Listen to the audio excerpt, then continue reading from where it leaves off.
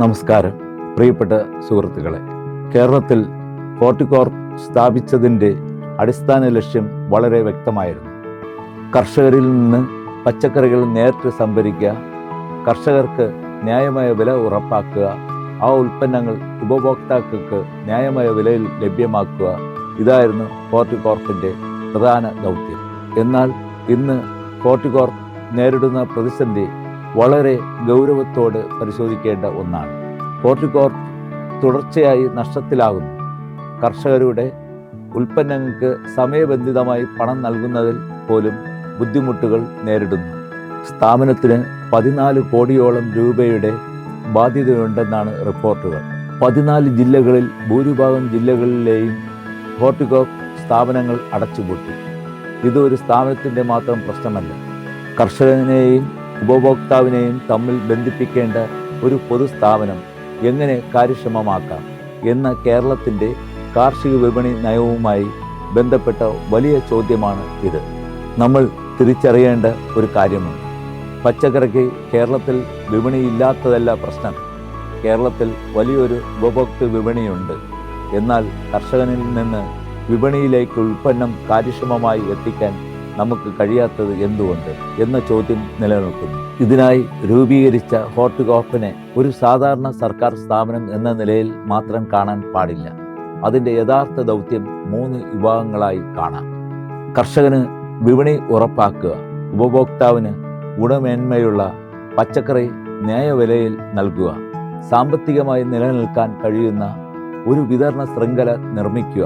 എന്നാൽ ഹോർട്ടികോർപ്പിന് അതിന് കഴിയുന്നില്ല. ഹോർട്ടികോർപ്പിൻ്റെ പുനരുജ്ജീവനത്തിലെ ഏറ്റവും പ്രധാനപ്പെട്ട വിഷയം മാനേജ്മെൻ്റാണ്. പച്ചക്കറി വ്യാപാരം ഒരു സാധാരണ ഭരണകാര്യ പ്രവർത്തനമല്ല. ഇത് ദിവസേന മാറുന്ന വിപണിയാണ്. അത് വേഗത്തിലും കൃത്യമായും നാം അറിയുകയും വേണം.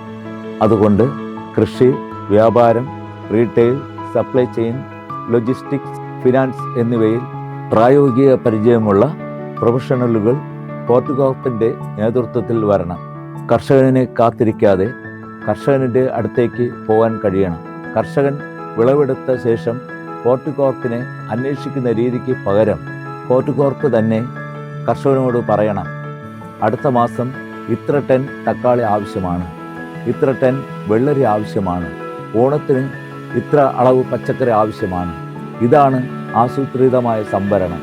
അതായത് ആവശ്യകത മനസ്സിലാക്കി പച്ചക്കറി ഉൽപ്പാദനം ആസൂത്രണം ചെയ്യുക. ഇങ്ങനെ ചെയ്താൽ കർഷകർക്ക് ഉറപ്പുള്ള വിപണി ലഭിക്കും. ഹോർട്ടികോർപ്പിന് ആവശ്യത്തിനനുസരിച്ച് സംഭരിക്കുകയും ചെയ്യാം. പച്ചക്കറി ശേഖരിക്കുവാൻ കർഷക കൂട്ടായ്മകളെ ഉപയോഗപ്പെടുത്താവുന്നതാണ്. ഇതിലൂടെ ശേഖരണ ചെലവ് കുറയ്ക്കാനും ഗുണമേന്മ ഉറപ്പാക്കാനും വലിയ അളവിൽ ഉൽപ്പന്നം ലഭ്യമാക്കാനും കഴിയും. അതുപോലെ തന്നെ ഹോർട്ടികോർപ്പിന് സ്വന്തമായി ഒരു ഡിജിറ്റൽ ഫാർമർ നെറ്റ്വർക്ക് ഉണ്ടാക്കണം. ഓരോ കർഷകനും രജിസ്റ്റർ ചെയ്യുമ്പോൾ തന്നെ അവരുടെ വിളകൾ, കൃഷിയുടെ കാലയളവ്, സ്ഥലം തുടങ്ങിയവയെക്കുറിച്ച് വിവരം ലഭിക്കും. അങ്ങനെ ഹോർട്ടികോർപ്പിന് മുന്നിലുള്ള ദിവസങ്ങളിലേക്ക് ലഭിക്കാൻ പോകുന്ന പച്ചക്കറിയുടെ ഒരു ഏകദേശ ചിത്രം ലഭിക്കും. ഇത് റിയാക്റ്റീവ് പ്രൊക്യൂർമെൻറ്റിൽ നിന്ന് പ്രെഡിക്റ്റീവ് പ്രൊക്യൂർമെൻറ്റിലേക്കുള്ള മാറ്റമായിരിക്കും. അതുപോലെ ഹോർട്ടികോർപ്പിൻ്റെ വരുമാനം സ്വന്തം കടകളിൽ നിന്ന് മാത്രം വരേണ്ടതില്ല. മറ്റ് വ്യാപാരികൾക്കും സൂപ്പർ മാർക്കറ്റുകൾക്കും കൂടാതെ ഹോൾസെയിൽ സംവിധാനവും ഉപയോഗപ്പെടുത്താം. ഹോർട്ടികോർപ്പിന് കോടിക്കണക്കിന് രൂപയുടെ ബാധ്യതയുണ്ടെങ്കിൽ ആദ്യം ചെയ്യേണ്ടത് മറ്റൊരു സാമ്പത്തിക സഹായം പ്രഖ്യാപിക്കുക മാത്രമല്ല, അതിന് ഫോറൻസിക് ഫിനാൻഷ്യൽ ഓഡിറ്റ് ആവശ്യമാണ്. അതിലൂടെ നഷ്ടവും ബാധ്യതകളും ലാഭസാധ്യതകളും വ്യക്തമായി കണ്ടെത്തണം. ഹോർട്ടികോർപ്പിൻ്റെ നിലനിൽപ്പിൻ്റെ അടിസ്ഥാനം കർഷകനാണ്. കർഷകരുടെ പണം നൽകുന്നതിന് മുഖ്യ പരിഗണന കൊടുക്കണം. അവർക്ക് സർക്കാർ ഗ്യാരണ്ടി നൽകണം. കൃഷിക്കാരിൽ നിന്ന് ഉൽപ്പന്നം വാങ്ങി പണം നൽകാൻ കഴിയാത്ത സ്ഥാപനത്തിന് ദീർഘകാലം വിശ്വാസ്യത നിലനിർത്താൻ കഴിയില്ല. അഴിമതിയും സ്വജനപക്ഷപാതവും അവസാനിപ്പിച്ച് ഹോർട്ടികോർപ്പിൽ സദ്ഭരണം കൊണ്ടുവരണം. അതാകട്ടെ നമ്മുടെ സർക്കാരിൻ്റെ ഉത്തരവാദിത്വം. നന്ദി. ജയ് ഇന്ത്യൻ നാഷണൽ വ്യാപാരി വ്യവസായി കോൺഗ്രസ്.